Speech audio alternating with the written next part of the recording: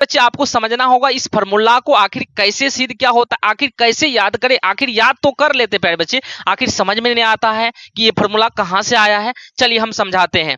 हाँ तो प्यारे बच्चे कैसे हो आप लोग, मैं आशा करता हूँ कि आप लोग अच्छे होंगे। प्यारे बच्चे आज की क्लास में हम पढ़ने वाले हैं कि वृत्त का परिधि आखिर 2πr क्यों होता है। इस वीडियो के माध्यम से हम सीखने वाले हैं। तो प्यारे बच्चे आप तो ये फॉर्मूला भली भांति जानते होंगे, आखिर ये फॉर्मूला बनता कैसे है इस वीडियो में पूरा जानकारी मिल जाएगा। जैसा कि आपको थंबनेल से पता चल गया होगा प्यारे बच्चे, आखिर वृत्त का परिधि 2πr होता क्यों है।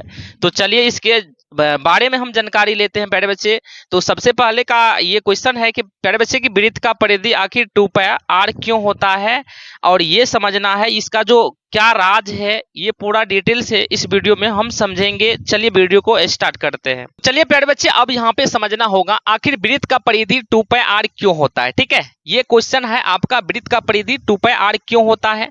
तो चलिए यहाँ पे सबसे पहले हम इसका कुछ बेसिक समझेंगे। आखिर बेसिक क्या होता है प्यारे बच्चे, आखिर बेसिक पॉइंट अगर आपको समझ में आ जाता है तो आप 100% क्वेश्चन को समझ जाते हैं। ठीक है, चलिए इसका बेसिक प्यारे बच्चे समझना होगा। आखिर ये बेसिक क्या होता है, तो यहाँ पे देखेंगे ये जो वृत्त है ना, इसकी जो बाहरी लेंथ होता है इसी को परिधि कहा जाता है। प्यारे बच्चे वृत्त की बाहरी लेंथ को क्या कहा जाता है, परिधि। और ये जो आपका यहां से यहां तक दिख रहा है इसको क्या कहा जाता है प्यारे बच्चे, व्यास कहा जाता है।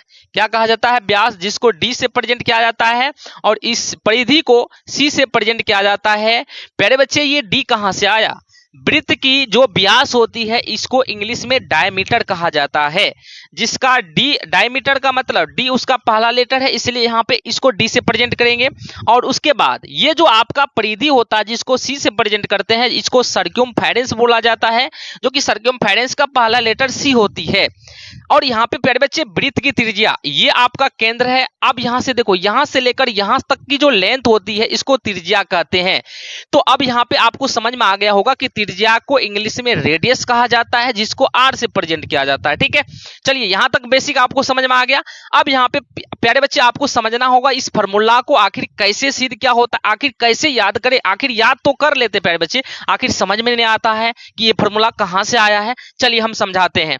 प्यारे बच्चे एक चीज आपको याद रखना होगा, जो कि वृत्त की जो परिधि होती है प्यारे बच्चे, वृत्त की परिधि यहाँ पे लिखना होगा प्यारे बच्चे, वृत्त की परिधि। और यहाँ पे देखेंगे उसका जो व्यास का जो अनुपात होता है प्यारे बच्चे, व्यास का जो अनुपात होता है हमेशा हमेशा के लिए पाई के इक्वल होता है। क्या समझे, वृत्त की जो परिधि होती है प्यारे बच्चे, यहाँ पे समझना होगा कि वृत्त की जो परिधि होते हैं और उसके जो व्यास का जो अनुपात होते हैं किसके बराबर होते हैं, पाई के बराबर होते हैं। ये चीज आपको याद रखना होगा। आखिर वृत्त की परिधि और उसके व्यास का जो अनुपात होती है किसके इक्वल होते हैं, पाई के इक्वल होते हैं। कोई भी वृत्त का त्रिज्या लीजिएगा और उसका व्यास और क्या कहते हैं परिधि और व्यास का जब अनुपात निकालिएगा तो 22/7 के अनुपात के बराबर में होगा। जैसा कि आपको पता है कि पाई का मान कितना होता है, 22/7 होता है। अब यहाँ पे आपको समझा देंगे, कोई भी त्रिज्या मान के, चाहे तो आर का मान 14 सेंटीमीटर रखिए, चाहे 7 सेंटीमीटर रखिए, 28 सेंटीमीटर, कुछ भी रखिएगा ना, तो उसका हमेशा अनुपात 22/7 का ही होगा। तो चलो हम सबसे पहले इसको सिद्ध करते हैं, आखिर वृत्त का परिधि 2πr क्यों होता है। तो यहाँ पे प्यारे बच्चे आपको पता होगा क्वेश्चन से कि ये चीज आपको कहां से आया। यहाँ पे देखो महान गणितज्ञ ने इस चीज को सिद्ध करके दिया है कि वृत्त की परिधि और व्यास का अनुपात क्या होती है, पाई के बराबर होता है, 22/7 के अनुपात के बराबर होता है। प्यारे बच्चे यहाँ देखो वृत्त की परिधि को किससे प्रेजेंट करते हैं, सी से, तो परिधि की जगह हम क्या रखेंगे, सी रखेंगे। और व्यास को किससे प्रेजेंट करते हैं, डी से, तो यहाँ पे हम डी रखेंगे। उसके बाद ये किसके बराबर होता है, पाई के बराबर होता है। और इसके नीचा में नहीं कुछ तो 1 है, क्रॉस का गुना अगर हम करते प्यारे बच्चे तो ये हो जाएगा, सी को 1 से गुना करेंगे तो सी ही होगा, और यहाँ पे ये हो जाएगा पाई गुना में डी हो जाएगा। अब ये डी समझना होगा प्यारे बच्चे, जैसा कि आपको पता होगा आर क्या होती है, त्रिज्या होती है, और ये पूरे लेंथ यहां से यहां तक क्या है, ये व्यास है। तो डी बराबर हम सीधा साधा कर सकते हैं प्यारे बच्चे 2r होगा, क्योंकि आपको पता है कि त्रिज्या जो होती है व्यास के क्या होती है प्यारे बच्चे, आधी होती है, और हमेशा त्रिज्या की दुगुनी इसका व्यास होती है, इसलिए d बराबर 2r हो जाएगा। तो मैंने d बराबर क्या लिखेंगे, यहाँ पे लिखेंगे प्यारे बच्चे 2r लिखेंगे। क्या लिखेंगे, 2r। अब यहाँ पे प्यारे बच्चे c बराबर क्या हो जाएगा, इसको आप सजा के लिखिएगा तो 2πr, जो कि आपको पता होगा c क्या है प्यारे बच्चे, यहाँ पे देखेंगे c क्या है, वृत्त की परिधि है। तो यहाँ पे प्यारे बच्चे आपको लिखना होगा, ये चीज समझ में आ गया होगा कि आखिर वृत्त का परिधि जो होता है प्यारे बच्चे क्या होती है, 2πr होती है। तो यहाँ पे लिखेंगे, इसलिए वृत्त की परिधि, यहाँ पे लिखना प्यारे बच्चे, वृत्त की परिधि जो सिद्ध हुआ क्या होती है, 2πr। आखिर इस प्रकार से इसका सिद्ध कथन होता है कि वृत्त का परिधि कहां से आया प्यारे बच्चे, तो वृत्त का परिधि और व्यास के जो अनुपात होता है हमेशा हमेशा पाई के बराबर होता है, जो 22/7 का मान होता है। पाई का मान क्या होता है, 22/7, या कहीं कहीं लिखा जाता है प्यारे बच्चे 3.14 लिखा जाता है। ये लगभग पाई का मान है प्यारे बच्चे, एग्जैक्ट वैल्यू नहीं है। कोई भी गणितज्ञ या सुपर कंप्यूटर अभी तक पाई का मान नहीं निकाल पाया है, जो कि हम लोग मैथमेटिक्स में कुछ सवालों को बनाने के लिए इसका मान को हम पुट करते हैं। अब यहाँ पे प्यारे बच्चे आखिर ये समझेंगे, आखिर ये 22/7 इसका कोई भी त्रिज्या मानकर आखिर कैसे होता है।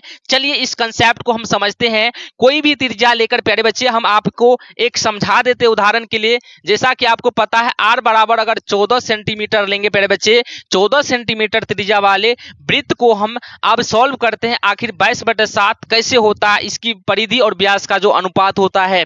तो सबसे पहले यहाँ पे देखेंगे r बराबर कितना है, 14 सेंटीमीटर, इसलिए यहाँ पे d बराबर हो जाएगा प्यारे बच्चे 2r होता है। तो यहाँ पे हो जाएगा 2 × 14 कितना हो जाएगा प्यारे बच्चे, 28 सेंटीमीटर हो जाएगा।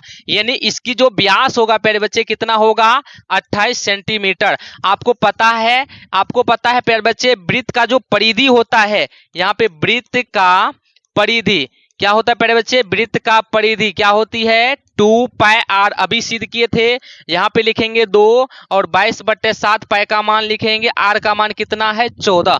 चलिए अब यहाँ से काटेंगे प्यारे बच्चे, कितना बार में कटेगा, 2 बार में। तो ये हो जाएगा कितना, 88 सेंटीमीटर हो जाएगा इसका परिधि।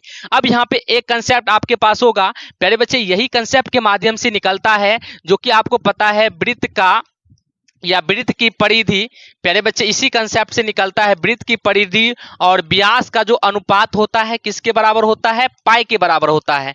अब यहाँ पे देखो प्यारे बच्चे, वृत्त की परिधि के जगह आप क्या लिखोगे, यहाँ पे लिखोगे प्यारे बच्चे, इसी के अकॉर्डिंग आप लिखोगे 88 और बटा में व्यास कितनी है प्यारे बच्चे, जब त्रिज्या 14 सेंटीमीटर था तो व्यास 28 था, तो बट्टे में क्या देंगे 28। अब देखना है आखिर पाई के बराबर होता है या नहीं। चलिए इसको काटते हैं, तो कितना बार में कटेगा प्यारे बच्चे, और 22 चौका 88 हो जाएगा और 7 चौका 28 हो जाएगा, जो कि 22/7 आया। और 22/7 किसका मान है प्यारे बच्चे, पाई का मान है। जैसा कि आपको पता है कि वृत्त का परिधि 2πr होता है, इस वीडियो के माध्यम से पूरा जानकारी मिल गया होगा प्यारे बच्चे। आखिर वृत्त का परिधि आप इससे पहले याद करते थे, आखिर ये नहीं जानकारी था आखिर होता कैसे है कि वृत्त का परिधि 2πr होता है। तो प्यारे बच्चे आज का वीडियो अगर आपको पसंद आया होगा तो वीडियो को लाइक करना, वीडियो को ज्यादा से ज्यादा शेयर करना। अगर चैनल पे नए होंगे प्यारे बच्चे तो चैनल को जरूर सब्सक्राइब कर देना। धन्यवाद।